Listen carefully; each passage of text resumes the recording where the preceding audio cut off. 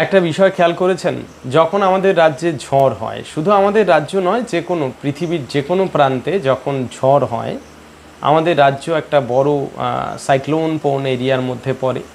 তো এখানে যখন ঘূর্ণিঝড় হয় তখন শহর এলাকাগুলোতে প্রচুর গাছ ঝড়ে উপড়ে পড়ে। আমরা সবাই গাছটার পাশে গিয়ে হাঁ হুতাশ করি, ইস গাছটা ঝড়ে উপড়ে গেছে। কিন্তু কেউ কখনো অনুসন্ধান করার চেষ্টা করি গাছটা কি ঝড়ে উপড়ে গেল নাকি মানুষ গাছটাকে উপড়ে ফেলল? বাস্তবটা সত্যি খুব কঠিন। দেখুন, যে কোনো একটি গাছকে যদি বেড়ে ওঠার জন্য ছেড়ে দেওয়া হয়, তাহলে দুই ধরনের স্পেস ছাড়তে হয় গাছের জন্য। এক হলো তার ওপরের, অর্থাৎ মাটির ওপরের যে পার্টটা, যেখানে গাছ কাণ্ড মেলবে, ঠিকঠাক করে সে তার দৈহিক বিকাশটা ঘটাবে। আর দুই হলো মাটির নিচে যেন সে সুষমভাবে তার শিকড়কে অনুপ্রবিষ্ট করতে পারে। গাছের শিকড়ের মধ্যে আবার ভ্যারিয়েশন থাকে, একটা হলো যেগুলো একদম নিচে চলে যায়, আর দুই হলো যেগুলো সারফেসের, অর্থাৎ সারফেসের যেমন ভার্টিক্যালভাবে মাটির নিচে ঢোকে একটা মূল, প্রধান মূল যেটা, এবং কিছু রয়েছে সে শাখা মূল যেগুলো হরাইজেন্টালভাবে চারিদিকে ছড়ায় মাটিতে। তো গাছের এই দুই ধরনের মূলের দুই ধরনের কাজ থাকে। যেগুলো ভার্টিক্যালি ডেভেলপ করে তারা মূলত ক্যাপিলারি লেয়ার থেকে জল টেনে নিয়ে আসে এবং সেই জলের মধ্যে দিয়ে এই সমস্ত পুষ্টিমৌল গাছ তার নিজের শরীরে নেয়। তো এই মূলগুলো ঠিক আছে, আরামসে গাছকে যেহেতু পুঁতে দিয়েছি তো চলে যাচ্ছে ভার্টিক্যাল মূল, যে কিন্তু গাছকে কোনোভাবে দৃঢ়ভাবে ধরে রাখতে পারে না। কিন্তু গাছটার চারপাশ দিয়ে যে হরাইজেন্টাল বা অনুভূমিকভাবে যে মূলগুলো বিন্যস্ত হয়, তাদের মূল দায়িত্বটা থাকে গাছটাকে শক্তভাবে ধরে রাখার। এবার শহর অঞ্চলগুলোতে আমরা কি করছি, একটা গাছ লাগাচ্ছি খুব সুন্দরভাবে আয়োজন করে, মাটি ফ্রি স্পেস তৈরি করে গাছটা লাগাচ্ছি, গাছে জল দিচ্ছি নিয়মিত, কোনো সমস্যা নেই, কারণ আমরা দেখাচ্ছি আমরা খুব কেয়ারফুল, ঠিক আছে। কিন্তু আমরা কখনো এটা দেখিনি যে গাছটার নিজের বিকাশের জন্য যতটা ফ্রি স্পেস দরকার, তার মূলের বিকাশের জন্য যতটা ফ্রি স্পেস দরকার, সেটাকে আমরা ছেড়েছি। আর বাস্তবিক পক্ষে সেটা কি ছাড়া সম্ভব? আমাদের মতো জনবহুল এই দেশে শহরের এক ফোঁটা জমির মূল্য অনেক, তো সেখানে একটা গাছের জন্য কি উন্মুক্ত করে দেওয়া সম্ভব একটা বড় অংশ? সম্ভব নয়, এটা প্র্যাকটিক্যাল সম্ভব নয়। যে কারণে রাস্তার দুধার দিয়ে বড় বড় সোসাইটি ডেভেলপ করছে, সেই সোসাইটির মধ্যে গাছ লাগানো হচ্ছে যথাযথ, কোনো সমস্যা নেই, গাছ লাগানোয় কোনো খামতি নেই। কিন্তু সমস্যাটা যেটা দাঁড়াচ্ছে সেটা হলো গাছটার মূল বিকাশ লাভ করার জন্য যে মাটির দরকার, সেই মাটি নেই। যে কারণে গাছ কি করবে, গাছ তো চ্যালেঞ্জ নিয়ে বেড়ে উঠতে চায়, প্রত্যেকটা স্বাভাবিক উদ্ভিদের ধর্মই তাই, সেখানকার পরিবেশ পরিস্থিতির সাথে মিলিয়ে নিয়ে সে চ্যালেঞ্জ নিয়ে বড় হতে চায়। তো স্বাভাবিকভাবেই সে গাছটা চ্যালেঞ্জ নিয়ে বড় হওয়ার স্বপ্ন দেখে এবং বড় হতে শুরু করে। এবার বড় হতে হতে দেখা যায় যে তার এই অনুভূমিকভাবে বিন্যস্ত যে মূলগুলো, সেগুলো তার অনুভূমিকভাবে বিন্যস্ত হতে পারে না। সেগুলো কি করে, একই জায়গার মধ্যে ঘুরপাক খেতে শুরু করে, কারণ ও যেতে চায় কিন্তু দেখা যায় একটা কংক্রিটের বাধা রয়েছে, যে কারণে ওর পথটাকে আবার সরিয়ে নেয়, ভাবে অন্য কোনো দিক দিয়ে আমি যাব। সেদিকেও দেখলো আর একটা কংক্রিটের চাদর রয়েছে, আবার সেখান থেকে ওর মূল ঘুরিয়ে নিল। এই রকমভাবে ওর যেটা দায়িত্ব ছিল গাছটাকে দৃঢ় করা, চারিদিকে ছড়িয়ে পড়া, সেই কাজটাও করতে যাচ্ছে, কিন্তু প্রত্যেকটা মুহূর্তে বাধা পাচ্ছে বলে ও চারিদিকে ঘুরপাক খেয়ে খেয়ে ওই গাছটার মূল যেটা রয়েছে, কাণ্ডটা, সেই কাণ্ডের আশপাশ দিয়েই ঘোরাফেরা করে যাচ্ছে। তো স্বাভাবিকভাবেই সেই গাছটা বড় তো হয়ে যাচ্ছে, কারণ পুষ্টিমৌল পেয়ে যাচ্ছে, প্রধান মূল ভিতরে ঢুকে গেছে, কিন্তু দেখা যাচ্ছে যে গাছ কিন্তু দৃঢ়ভাবে নিজেকে ধরে রাখার কাজটা করতে পারছে না, ও দুর্বল হয়ে পড়ছে। এবার যখনই ঝড় হচ্ছে, বড় বড় হাওয়া হচ্ছে, তখন দেখা যাচ্ছে গাছগুলো পুরো উপড়ে যাচ্ছে। কারণ একটা ইমব্যালেন্স তৈরি হয়েছে। ইমব্যালেন্সটা কোথায়?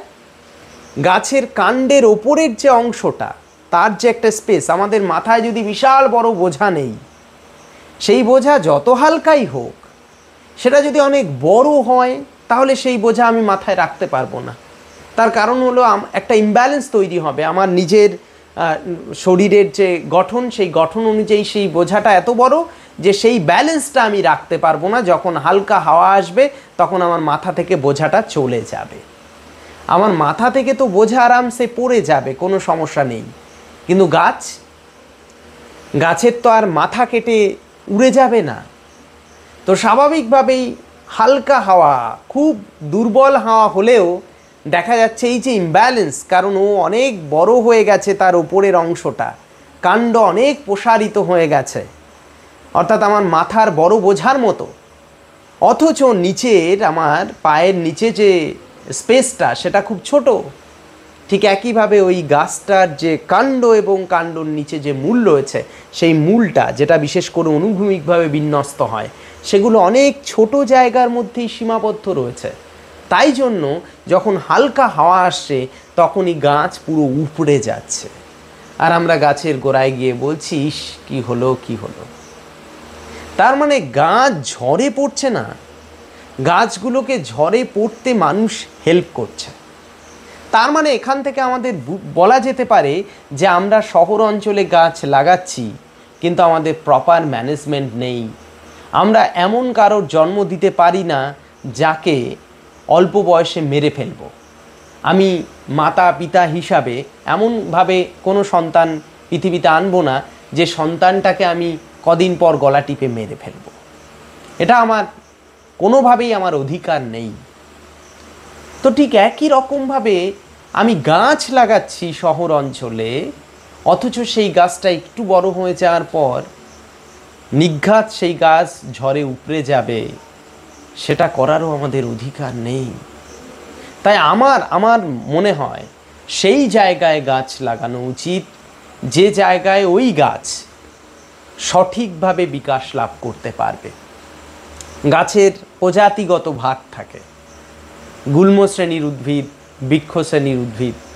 তো যে স্পেসগুলোতে অনেক ছোট, অনেক ন্যারো স্পেস রয়েছে, সয়েল ফ্রি খুব কম রয়েছে, সেই জায়গায় বড় গাছ লাগিয়ে সেই গাছটাকে ভবিষ্যতে উপড়ে ফেলার জায়গায় না নিয়ে গিয়ে আমার মনে হয় সেখানকার উপযোগী গাছগুলো লাগানো উচিত, যেগুলো অনেক বড় হবে না, যার জন্য অনেক বড় এরিয়া দরকার নেই, সেটা করা উচিত। এবং এটাও আমাদের পাশাপাশি মনে রাখা উচিত যে শুধু গুল্ম শ্রেণীর উদ্ভিদ লাগালে হবে না, আমাদের বৃক্ষ শ্রেণীর উদ্ভিদ লাগাতে হবে, একটা বড় আচ্ছাদন তৈরি করতে হবে, কারণ তারাই অক্সিজেন উৎপাদন করার মূল কারিগর। তো সেই সংখ্যাটাও বাড়াতে হবে। তাই আমাদের এই গাছেদের জন্য যদি আইন করে, নিয়ম করে কিছু ফ্রি স্পেস, যেটা আরবান এরিয়াগুলোর কথা আমি বলছি, কারণ রুরাল এরিয়ায় এই সমস্যাটা খুব কম, আরবান এরিয়ায় যদি এই গাছেদের জন্য এরিয়া বেঁধে দেওয়ার জন্য কোনো নিয়ম কানুন যদি করা সম্ভব হয়, সেটা আমার মনে হয় খুব ভবিষ্যতের জন্য প্রয়োজনীয় হবে। কারণ এইভাবে একটু একটু করে শহরগুলোর বড় বড় গাছগুলো কিন্তু একটা সময় কমে যাবে, আর থাকবে না, গাছগুলো থাকবে না, সব এই রকম উপড়ে যাবে, যেহেতু এই ঘটনাটা ঘটছে গাছেদের সাথে। তাই এটা আমার মনে হয় যে গাছের জন্য নিয়ম করে শহর অঞ্চলে অন্তত গ্রিন বেল্ট তৈরি করার পাশাপাশি নিয়ম করে উপযুক্ত জায়গা এবং সেই জায়গায় বৃক্ষ শ্রেণীর উদ্ভিদকে একদম সাবলীলভাবে বিকাশ লাভ করার ইনফ্রাস্ট্রাকচার তৈরি করে দেয়া আমাদের প্রত্যেকের কর্তব্য, এবং এটা নিয়ম করে আইন করে করা উচিত। গাছেদের জন্য উন্মুক্ত ক্ষেত্র তৈরি করা, যেমনটি ইন্ডাস্ট্রির জন্য, এডুকেশনাল হাবের জন্য, সেটেলমেন্ট এরিয়ার জন্য থাকবে, তেমন পুরো গ্রিন বেল্ট শহর অঞ্চলে যেটা গাছেদের জন্য থাকবে, এবং সেখানে স্পষ্ট কংক্রিট তৈরি করার উপর বিধিনিষেধ থাকবে, স্পষ্ট গাইডলাইন থাকবে। সেই জিনিসগুলো যদি করা যায় তাহলে আমার মনে হয় একটা ভালো দিক আসবে। এবং শহরের কংক্রিটের কারণে গ্রাউন্ড ওয়াটার টেবিলের যে কমে আসা বা নেমে যাওয়া, সেটা তো আছেই, সেটা নিয়ে আলাদা ভিডিও হবে, আলাদাভাবে বিষয়টা আলোচনা করা যাবে। কিন্তু আজকের এই আলোচনা ছিল গাছেদের জন্য, শহর অঞ্চলে যে গাছগুলোকে আমরা জন্ম দিচ্ছি আবার গলা টিপে মেরে ফেলছি। তাই এই যে অকাল মৃত্যু গাছেদের, সেটা বন্ধ করতে হবে এবং তার জন্য যথোপযুক্ত ব্যবস্থা সরকার প্রশাসনকে নিতে হবে, সেই দাবি আমি করছি আমাদের ক্লাসরুমের পক্ষ থেকে। এবং সবার কাছে অনুরোধ করব এই বার্তা সকলের কাছে পৌঁছে দিতে পারেন এবং আপনিও বিষয়টা নিয়ে ভেবে আপনার সুচিন্তিত মতামত আমাদের কমেন্ট সেকশনে জানাতে পারেন। হতে পারে আমার ভাবনা ভুল, আপনার নতুন কোনো আইডিয়া থাকতে পারে, সেটাও আপনি দিতে পারেন। দেখা হচ্ছে পরে কোনো ভিডিওতে। টাটা।